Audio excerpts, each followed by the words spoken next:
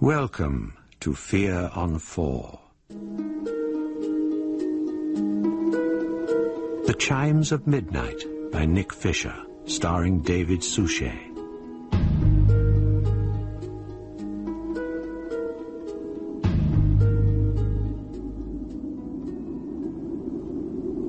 Time.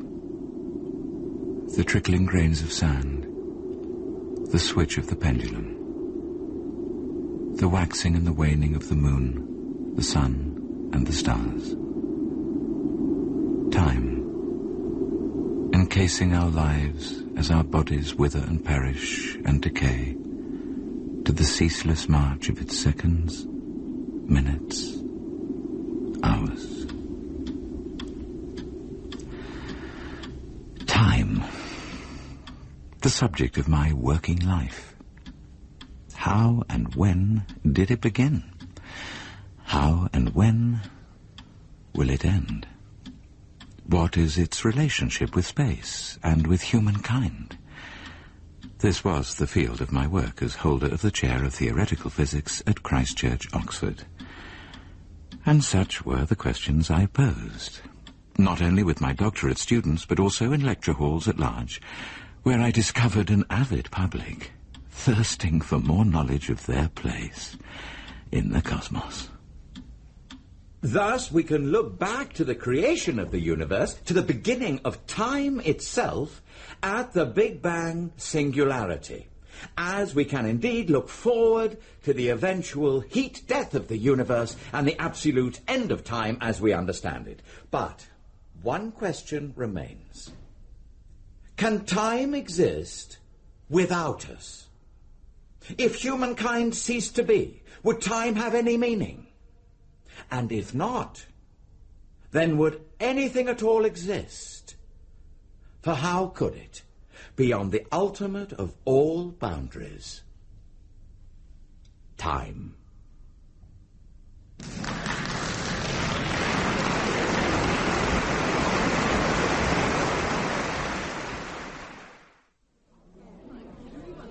So stimulating, Professor Hargreaves. Thank you.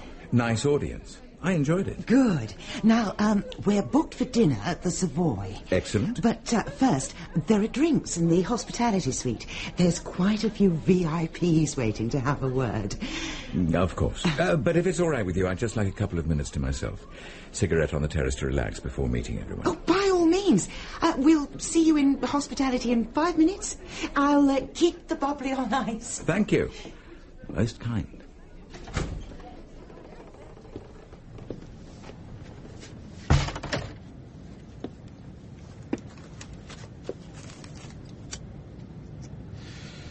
Fine lecture. God. I thought I was alone. Where did you spring from? I was here all the time. Seemed like you came out of nowhere. Out of nowhere? Hardly possible. Indeed, as I understand physics, and I trust I do rather well, not at all possible. Forgive me for having startled you. Allow me to introduce myself. Jonathan Tempray, habitual dealer in antiquities and occasional frequenter of scintillating lectures. You liked it? I wouldn't have missed it for the world. Thank you. We share some common ground, you and I. Really? How that? You specialize in understanding time. I specialize in collecting it and dealing in it. Collecting and dealing in time? Yes. Or to be more accurate, time pieces. Oh, I see. Antique clocks. Exactly so. Well, I've got quite a decent collection myself. Maybe rather an obvious hobby for me, but I enjoy it. A happy coincidence. Perhaps you'd like to visit my shop in Greenwich. Once there, I'm sure I could tempt you. Tempt me? To purchase an item or two. I'm afraid I'm back to Oxford early tomorrow. No matter, you can come tonight.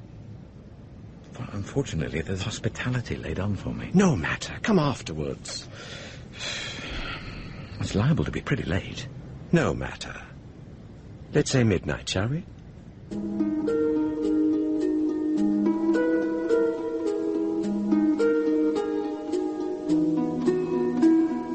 How I wish I had never accepted. How could I have foreseen? Not that I was unhappy when I arrived at his shop. Well, certainly not with the Dom Perignon still bubbling in my blood. Indeed, once inside, I was like a child in a toy shop.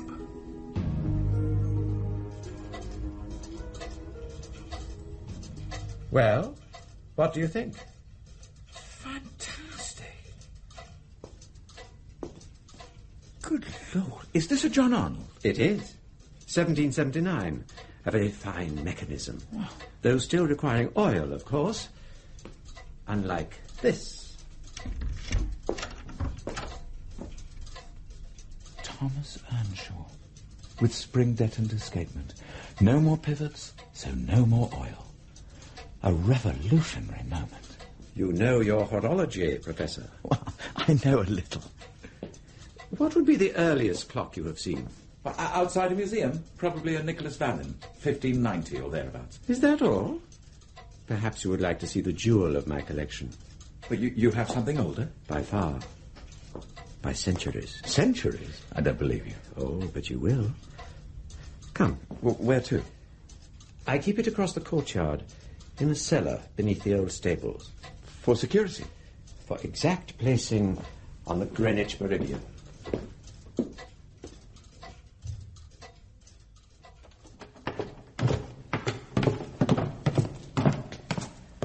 Bit of a gloomy spot to keep the jewel of your collection. Too much light is harmful for such a delicate piece. Nonetheless, I will illuminate it now for the chimes of midnight.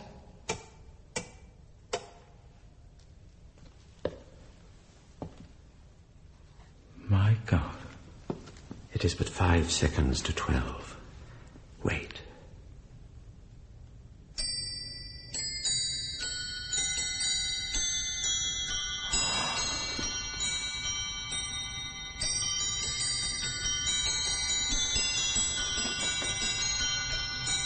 I have never, ever...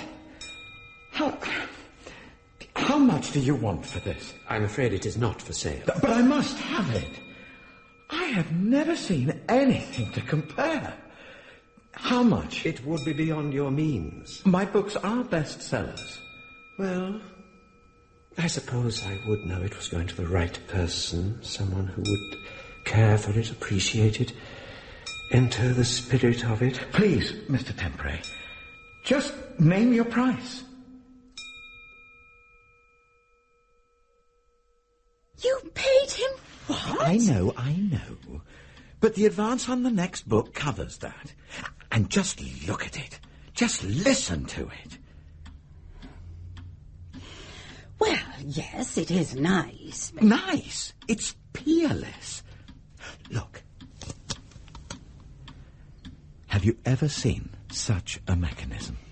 Certainly not such a complex one. But that's because there are so many more things it does than just count the minutes and hours. Oh, it's 1:15. Now, listen.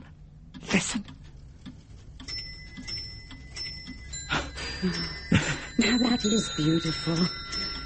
Oh, and look. The little figures are all moving. The automata. I know. Aren't they wonderful? I said it was peerless, and it is. What are all the dials and spheres for? But I don't know yet. Well, this one's obviously for mapping the position of the sun, the moon, and the planets. But what about this? No idea. Though the outside edge seems to reflect months, years, and centuries. Looks like it was built to run forever.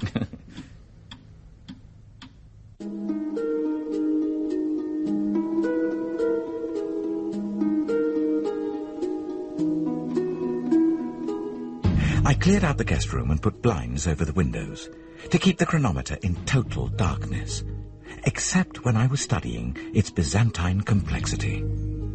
Each day I witnessed something new. Incredibly, the delicate little automata that travelled about the timepiece never repeated the same moves. Likewise, the ticks and clicks and whirs continually assumed a subtly changing rhythm. And the chimes, for melodies and cadences, forever shifting in glorious harmony, never repeating quite the same tune. They became something I could not bear to miss. particularly the mesmerizing chimes of midnight. We have all the time in the world. Richard, have you heard a word we've been saying? What? Yes. Yes, of course. Really? You know what I think? He's having an affair. Oh. Yeah, that dreamy look smacks of a mistress in some slinky little Anne Summers numero. What do you know about Anne Summers' numerals, Toby? You'd be surprised. Well, you've never bought me anything like that. Yet. Promises, promises. So what was going on in there, Richard? Oh, pondering a chapter for the new book. Sorry. You know how I get. More armagnac, Maura. Please. So what's the problem, Richard? Problem? A chapter in the new book is clearly more engrossing than my after-dinner banter. No, it's simply a question of time. Well, naturally, it always is with you. No, a thorny little moment, that's all.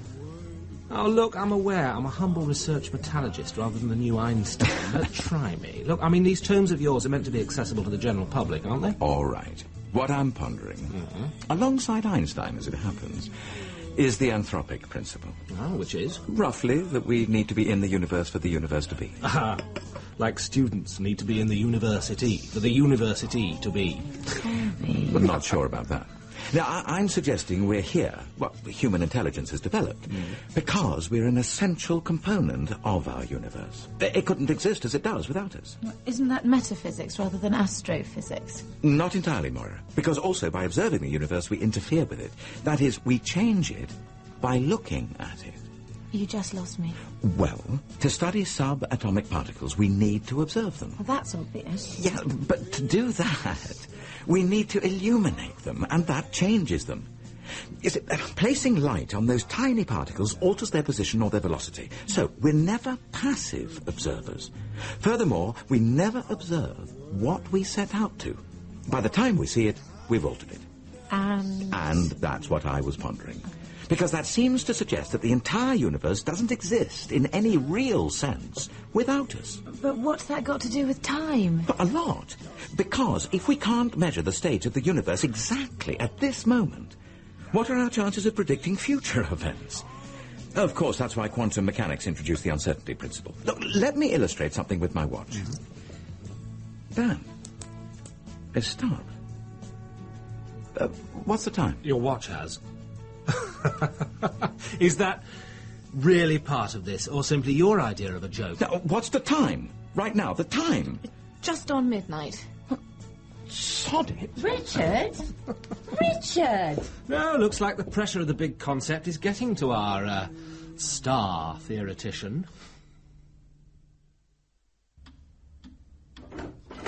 Richard, what's going on? I didn't want to miss the chimes of midnight. What? But what about Toby and Moira? Oh, they'll understand.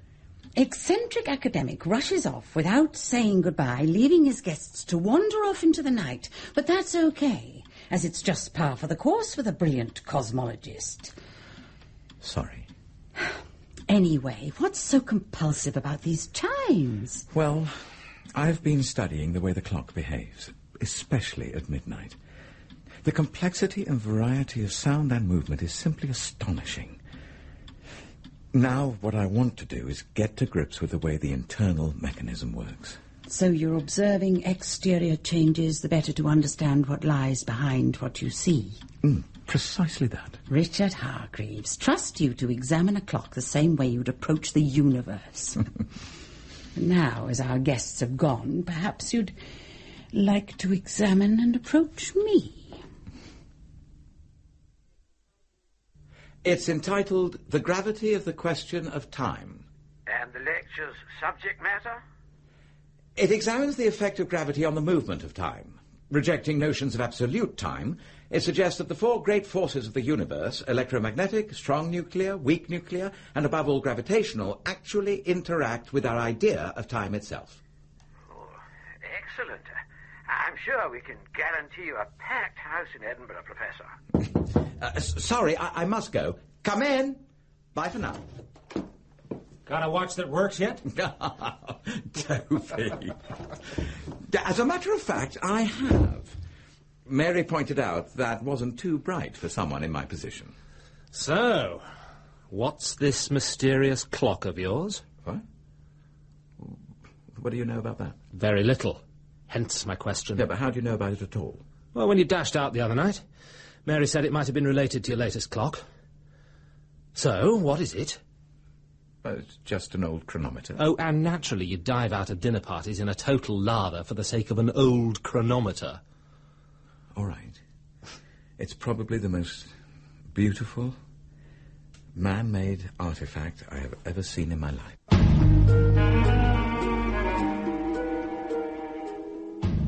That's all right. What? Obviously pretty old. Pretty old? I'd rather have a Rolex any day. A Rolex? You're mad. I'm also a liar. It's stupendous. I'm not surprised you want to keep it secret. You know, if they heard about it, the British Museum had probably slapped some compulsory purchase order on it. Oh, Rolex. You had me going there. Yeah, have a look inside. Beautiful. I've started to unscrew some of the panels. If I could just ease those plates to one side. Now, could you hold the screwdriver? Of course. That's it. Now, I don't want that spring to shift. Now then. Yes, I think this will work. Oh, careful. It'd be criminal to damage this. Well, I think we're all right. There. That's odd. What is? The little box with the cog and ratchet. What's that for? No idea. What's this made of, Richard? Mainly wood, I think. Lots of early clocks were. Famously, a wonderful John Harrison No, piece. wood? I don't think so. Well, you're the metallurgist, Toby. You're not going to tell me it's Sheffield steel, are you? No, absolutely not. I doubt if any of it's metal, but I don't know if it's wood either. Well, what else could it be? Good question. Could I take some tiny shavings to the lab for analysis, find out if it is wood? If so, what sort? Well, you'll be very careful. Yeah, of course, nothing will show. The universe grows to a finite point before it begins to fall back upon itself in a state of increasing disorganization. Rather like the gravitational collapse of certain stars to form black holes. This will eventually lead us back, as it were, to the point in the future where we began, with what has been dubbed the Big Crunch, when time is concluded. The second hand stops forever. Yet the point of the universe is still there. How was Edinburgh? Oh, boggled a few brains, but that'll do them no lasting damage. How have things been with you? Exceptionally peculiar. I've got some results from those samples. First, no metal present. Told you. So, what sort of wood is it? It isn't. What do you mean? There's no wood at all. That's not possible. Have a look at the cross-section under the microscope.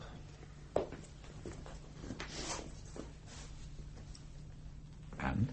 Now, have a glance at this.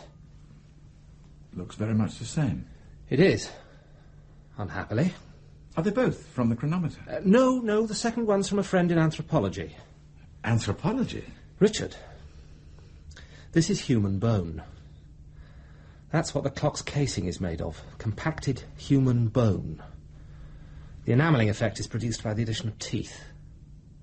What? Well, there's more. Some of the more delicate components are made of dried skin tissue. Some of the finest springs are hair, and the automata are mainly teeth and fingernail. But I've traced tiny amounts of, well, everything in them. What do you mean, everything? Like dried internal organs. The entire clock has been fashioned from someone's body, Richard. I went home. The clock was brooding as before in its darkened room. The clock made entirely of human parts. I had to know more about its origins. I wondered if the antique dealer might be able to shed some light on its history. So the next evening, I returned to the Greenwich Meridian. This isn't a shop. But I bought a clock here only a couple of weeks ago. You must have got the address wrong. There are plenty of antique shops in Greenwich. I'm sure you'll find it if you hunt about. But it was here. I'm sorry, you're mistaken. Now, good night. Good evening, Professor. Where... Why aren't you where you were? Why am I not where I was? Wouldn't physics suggest that I have exerted energy to shift the mass of my body through a small amount of space and time? That is, I had moved. But your shop was there only 2 weeks ago. Merely temporary premises. Would you like to join me for a drink at my workshop? It is nearby. Happily. I wanted to pick your brains anyway. Pick my brains?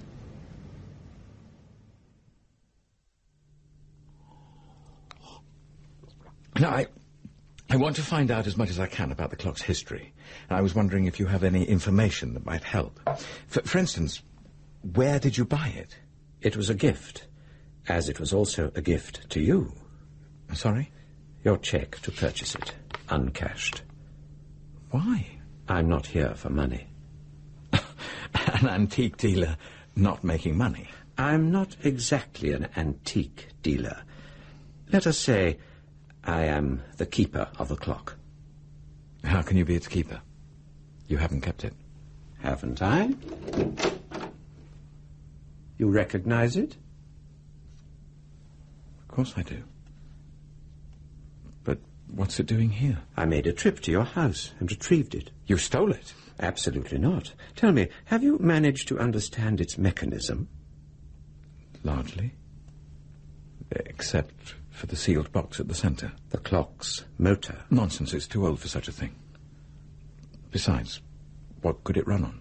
It is indeed too old for a motor in the mechanical sense. I use the word poetically. The clock's motor is as old as mankind. Unfortunately, it cannot last forever.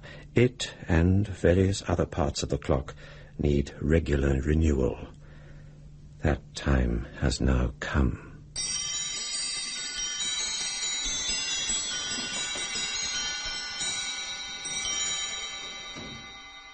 I passed out and came to, strapped to a frame.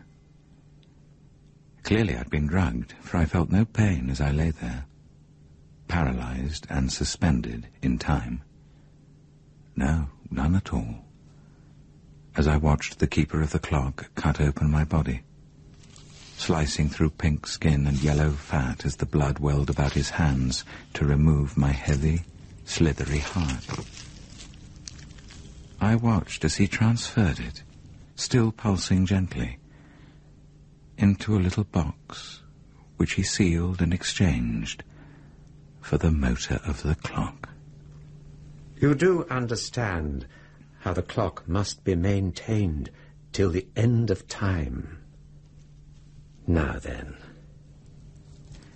He sliced 2 tiny, worm-like shavings from my liver and placed them as lips on one of the automata. A thumb then prized out my left eyeball. There it sat, startled and unblinking in the palm of his hand. The knife cored out little balls of cornea, and he popped them into the waiting sockets of the same automaton. And suddenly, I found I could now look out from the face of the clock and down at a tiny machine of a body. Meanwhile, pliers drew out my fingernails, blood dribbling aimlessly from the torn sockets they left behind. These were fashioned into little limbs to replace the worn ones of my automaton form. Now, this won't hurt, but it will inevitably feel odd. Incredibly, still I felt nothing, except for a strange sensation of space. And to my amazement and my horror, I found I could now witness events looking down through galaxy upon galaxy at myself, as he carefully cut slivers of my brain, soft, wet, variegated cross-sections of temporal lobe, and started to place them inside the chronometer. The anthropological clock must be conscious. Without that, time has no meaning. It has to be aware of itself. Not only my body, but my mind was incorporated. I wasn't merely inside the clock or just part of it. In a very real sense, I was the clock. When, on some midnight of the future, your heart gives up the struggle, another will be selected to fuel the chronological register. But even then, your consciousness will remain spinning through space, on and on, until the end of time. Farewell.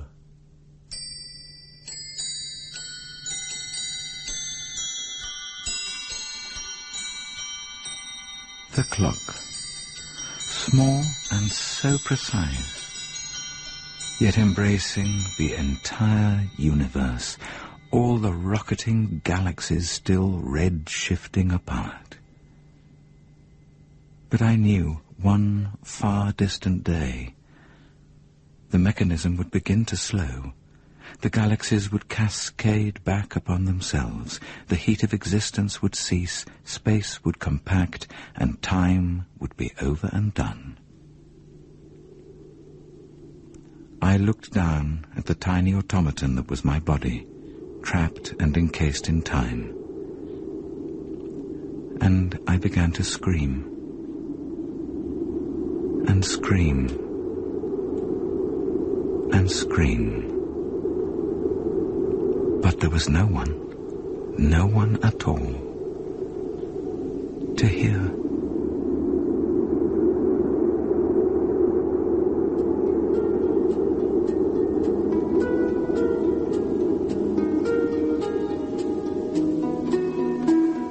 In The Chimes of Midnight by Nick Fisher, David Suchet was Professor Richard Hargreaves. Jonathan Tempray was played by John Rowe, Mary, Jenny Lee, Toby, Christopher Wright, and Moira, Alison Pettit. The woman at the lecture was Gilly Mears, with thanks to the Horological Students' Room at the British Museum. The Chimes of Midnight was directed by Marion Nancarrow.